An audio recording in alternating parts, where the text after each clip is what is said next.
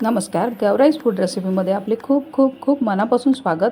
पावसाळा असो किंवा हिवाळा, भजी खायला फक्त एक बहाणा पाहिजे. मग ती कांदा भजी किंवा बटाटा भजी, बटाटे वडे हे आपण बनवतोच. पण आपण आज काहीतरी वेगळी भजी बनवतो आहे.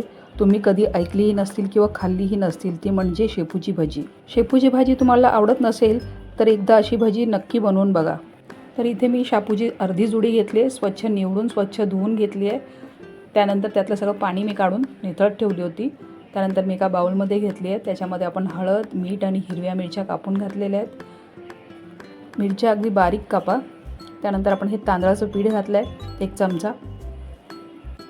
त्यानंतर आपण हे चण्याचं पीठ घालतो आहे. हे कमीत कमी आपल्याला 2 ते 3 चमचे आधी घालून घ्यायचं आहे. तर तुम्ही बघू शकता 2 ते 3 चमचे घातल्यानंतर ते आपल्याला थोडंसं पाणी घालून छान मिक्स करून घ्यायचं आहे. थोडं थोडं पाणी घाला, एकदम पाणी घालू नका. थोडं थोडं पाणी घालून आपल्याला छान असं हे मिक्स करून भज्यांचं बॅटर आपल्याला तयार करून घ्यायचं आहे. अगदी थोडंसं आपण पाणी घातलेलं आहे आणि पीठ बघा ह्या अशा पद्धतीने आपल्याला तयार झालेलं आहे. जर तुम्हाला कुरकुरीत हवे असतील तर एवढंसं पीठ पुरेसं आहे. जर आणखीन नरम हवे असेल तर आणखीन ह्याच्यात थोडंसं बेसन पीठ घाला आणि थोडंसं पाणी घालून पुन्हा छान असं हे मिक्स करून घ्या.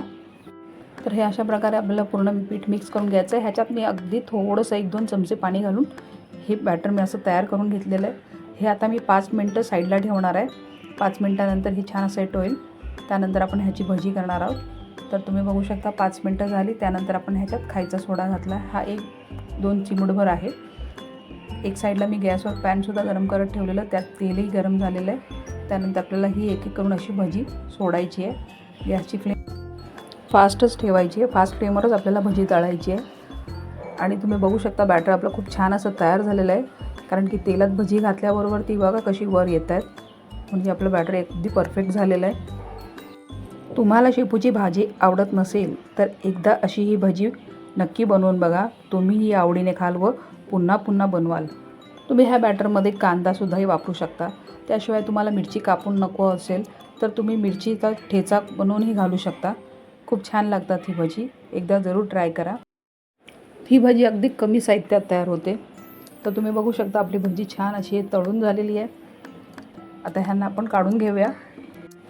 तर तुम्ही बघू शकता शेपूची भाजी किती छान खमंग व कुरकुरीत तयार झालेली आहे. ह्या भजीबरोबर कुठल्याच चटणीची किंवा सॉसची गरज लागत नाही. तर कशी वाटली आजची रेसिपी? तुम्हाला हा व्हिडिओ आवडला असेल तर प्लीज लाईक करा. तुम्ही वेळात वेळ काढून माझा हा व्हिडिओ पाहिल्याबद्दल खूप खूप खूप मनापासून धन्यवाद.